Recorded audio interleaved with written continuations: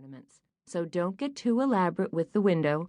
Soon we'll have to advertise Christmas projects for the procrastinators. Shelley picked up the stack of display items Margot had chosen and went to the front window. "Ooh, I think I like this one for myself," she said a minute later. Margot looked up to see her holding a counted cross-stitch pattern featuring an enormous pale moon, with a silhouetted witch riding her broom across it. In the foreground was a heap of pumpkins out of which rose a wind-blown scarecrow. "You'll have to do it on black," warned Margot. "Yeah, well, I've been thinking of buying one of those Dazor lamps anyway," said Shelley. She traced the tatters of the scarecrow with a finger. "Isn't this just beautiful?" "Shall I deduct it from your pay?" "Let me think about it. Maybe I won't have time."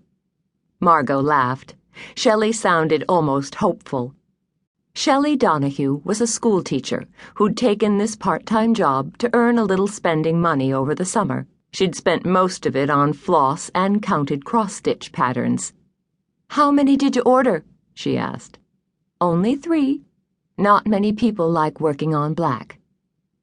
"Ask me again, when there's only one left." Shelley turned to find a place in the window to hang the pattern. The shop fell silent except for classical music coming from a radio tucked under a table near the back. Mozart's Flute Concerto, played on a flute for a change. After a while, Margot put down her needles to spread the jacket on the work table. Was it done?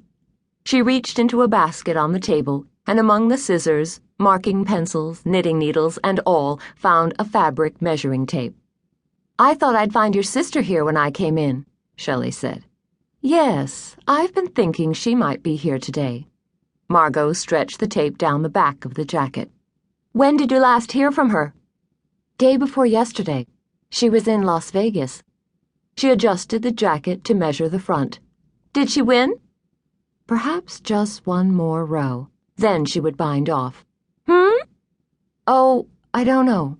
She didn't say anything about gambling." "Is she the sort to gamble?" "A year ago, I would have said yes, definitely. But I'm not so sure now." Margot tucked the tape measure back into the basket and sat down to resume knitting.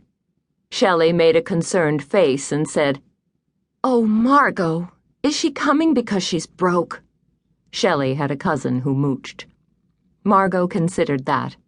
"No, I think she's at loose ends right now, and just doesn't know what she wants to do next."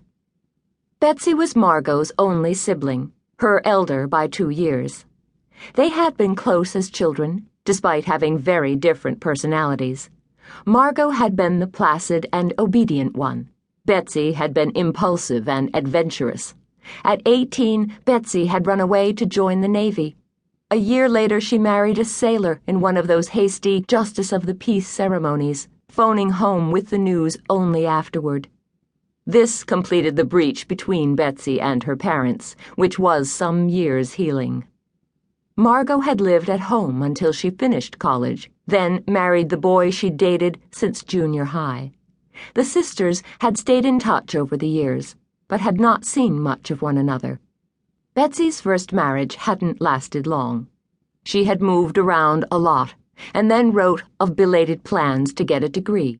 The Christmas after that, she announced her marriage to a college professor. Letters were fewer after that, and less exciting. Margot had thought Betsy settled at last. Then, just a few weeks ago, Betsy had written a long letter. Her college professor husband had fallen in love with one of his students and was divorcing Betsy. Apparently there had been a pattern of affairs with students, so Betsy was letting him go. The tone of this letter was very unlike Betsy's normal, cheery exuberance. She sounded sad and tired. Margot, worried, wrote back at once and, after an exchange of letters, invited her sister to come for an extended visit. Betsy's reply, "Keep a light on for me. I'll be there in a week or 10 days." That had been just over a week earlier. "Funny that," Shelley was saying. "Funny what?" Shelley's voice thinned as she strained to put a clear suction cup with a hook on it way up near the top of the window. "It's usually